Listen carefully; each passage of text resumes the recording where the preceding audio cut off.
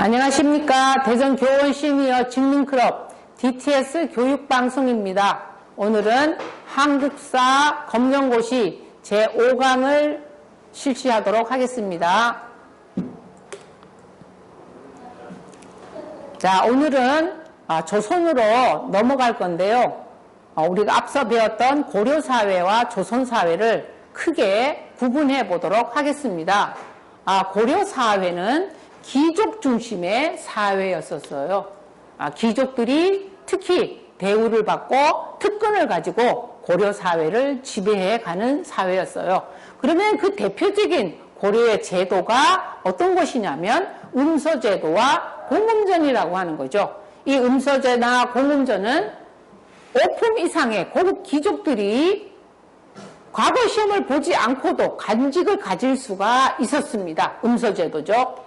그 다음에 공음전은 토지제도였죠.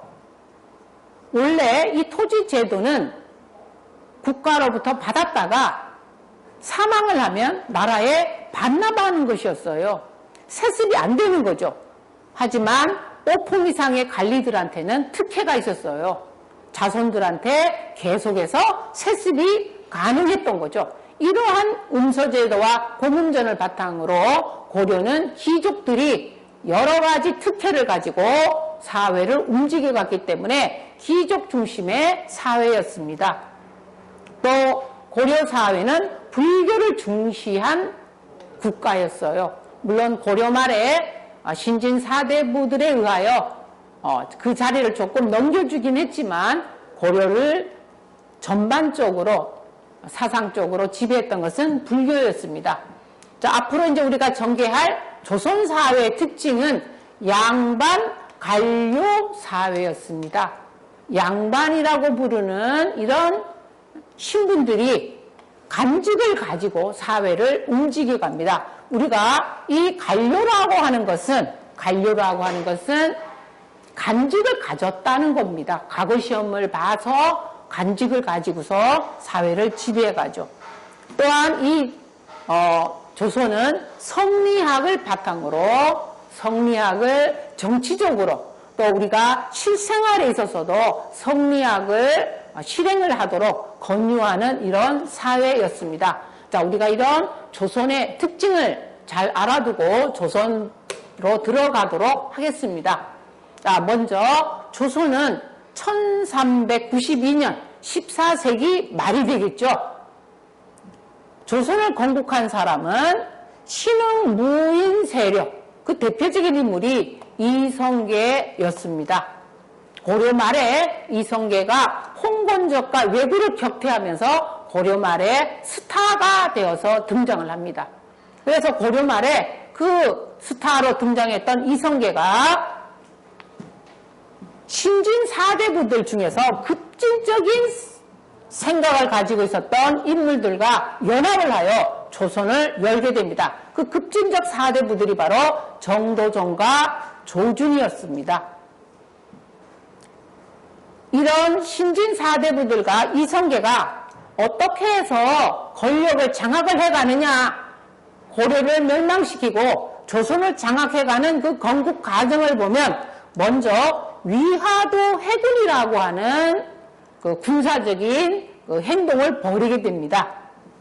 위화도를 침략을 하는 거죠. 명나라의 위화도를 침략을 했다가 다시 돌아오는 과정 속에서 정치적, 군사적 실권을 장악을 하게 됩니다.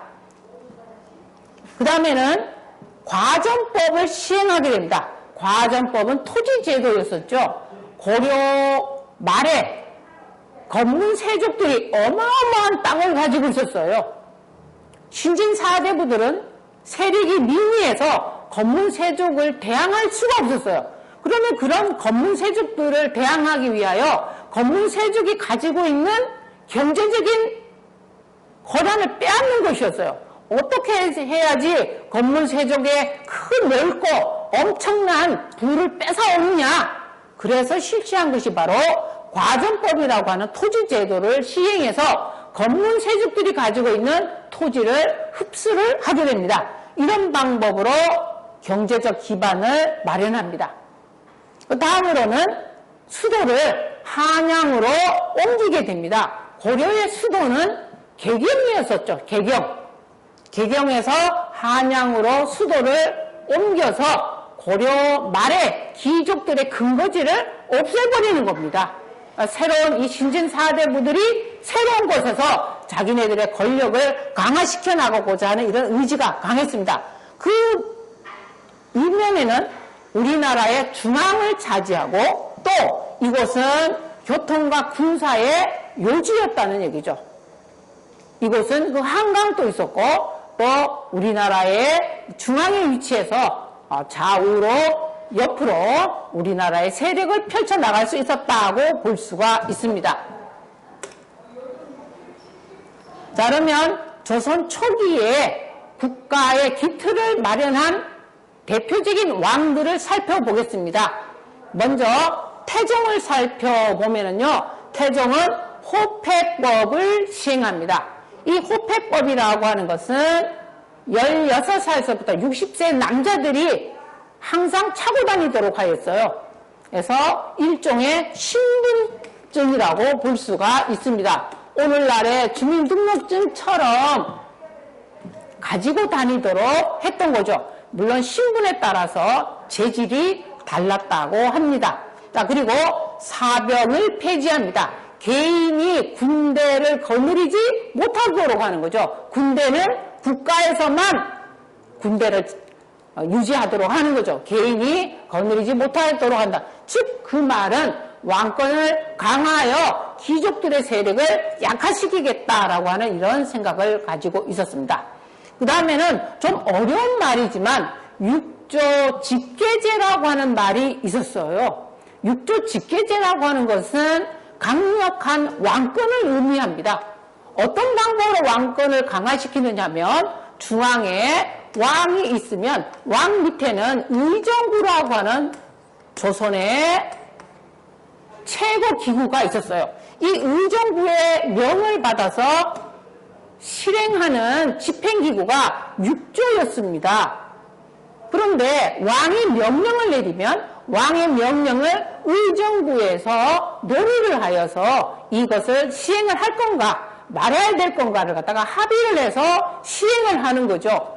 그런데 이 태종은 이 과정을 갖다가 생략을 하는 거예요.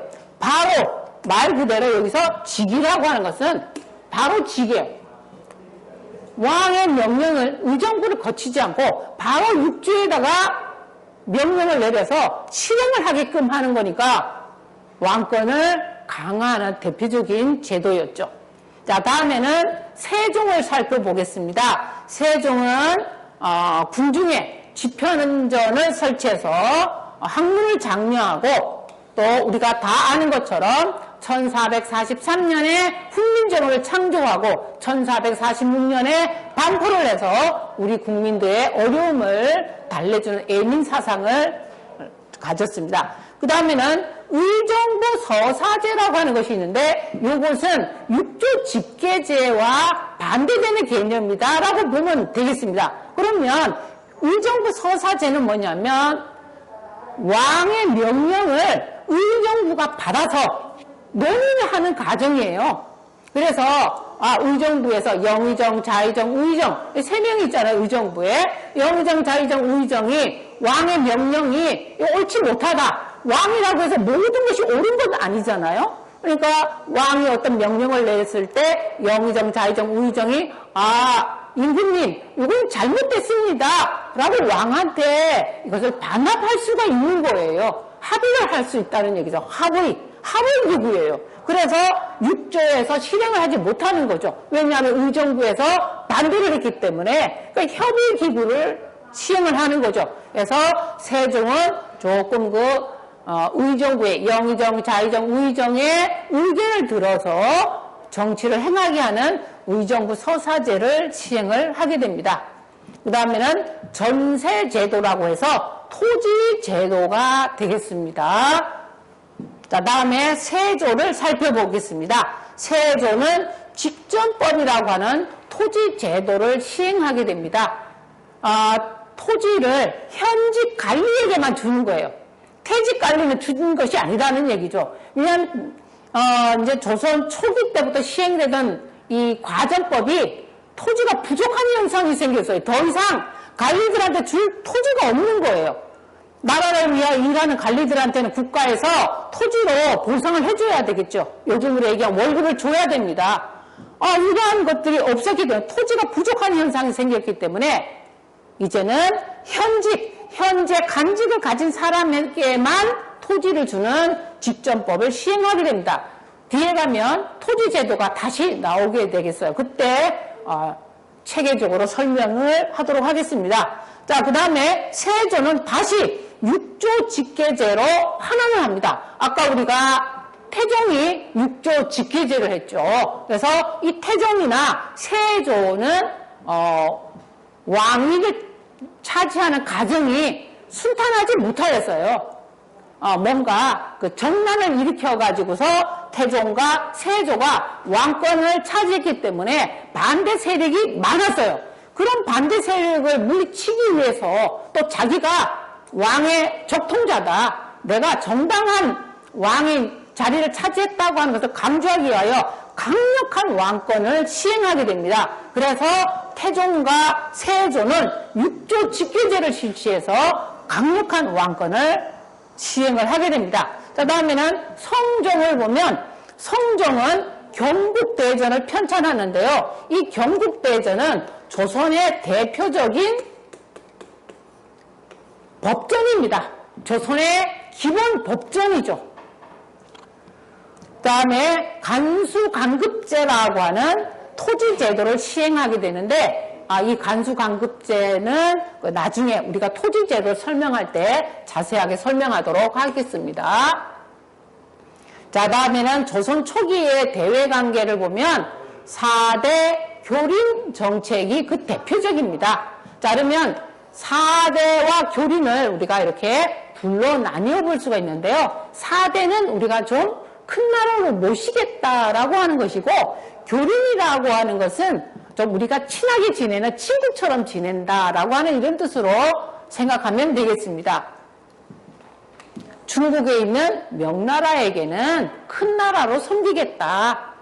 조선이 좀 우리가 도움을 좀 당신들한테 얻겠다 하는 것이 이제 이런 4대 관계고요. 그 다음에 교린이라고 하는 것은 친하게도 지내겠지만 여의치 않으면 너희들이 나를 친구로 생각하지 않는다면 우리는 칠 수도 있다 이거죠. 토벌. 그러니까 이것은 두 가지 방법이에요. 하나는 사이좋게 지내겠다라고 하는 것은 해결하는 거고, 그 다음에 말을 듣지 않으면은 토벌해서 강력한 강경책을 쓰는 두 가지 방법을 쓰게 됩니다. 자, 먼저 북쪽에 있었던 여진과의 관계입니다. 자, 여진은 치기 위해서 세종대왕이 최윤덕과 김종서로 하여금 두만강과 압록강 유역에 사군과 육진을 설치합니다. 이 사군과 육진을 설치함으로써 우리나라의 국경선이 두만강과 압록강 유역으로 넓혀지게 됩니다. 국토가 확장이 된 거죠. 그래서 이것은 북진정책이다. 영토가 북쪽으로 넓어졌기 때문에 북진정책이라고 볼 수가 있습니다. 자, 한편 일본과의 관계는 어떠했느냐? 일본은 쓰시마 섬 토벌, 쓰시마 섬을 갖다가 정벌을 하였어요. 자, 항상 이렇게 사이가 좋지 않은 것은 아니었어요. 때로는 일본과 무역을 하기도 하였습니다. 세계 항구를 열어서 일본과 무역을 해서 외교 관계를 갖기도 하였습니다. 자, 다음은 문제풀이를 하도록 하겠습니다. 조선을 건국한 세력과 관계없는 설명은 하였어요. 없는. 1번 음서 등의 방법을 이용하여 권력을 자손에게 물려준다. 고려의 얘기죠. 2번 성리학을 통치의 근본 원리로 삼아 제도를 정비하였다. 위화도 해군으로 권력을 장악하고 과전법을 시행하였다. 신흥 무인 세력과 급진파 4대부들이 연합하였다. 관계없는 것은, 이것은 고려의 얘기니까 관계없는 것은 1번이 되겠습니다. 자, 다음 2번. 다음 설명에 해당하는 것이 바르게 짝지어진 것은 신분을 증명하기 위해 16세 이상 모든 남자가 지니고 있었다. 신분에 따라 재료와 새겨진 내용이 달랐다. 자, 이 내용은 호패법이죠. 호패법이 시행된 시기는 태종 때 호패법이 시행되었습니다. 답은 2번이고요. 다음 3번. 다음 내용이 설명하는 것은 성정은 국가 통치의 핵심 기구인 6조에 맞추어 6개의 법전으로 이를 구성하였다. 이를 편찬함으로써 유교 중심의 통치 질서를 확립할 수 있었다. 조선의 대표적인 기본 법전이죠.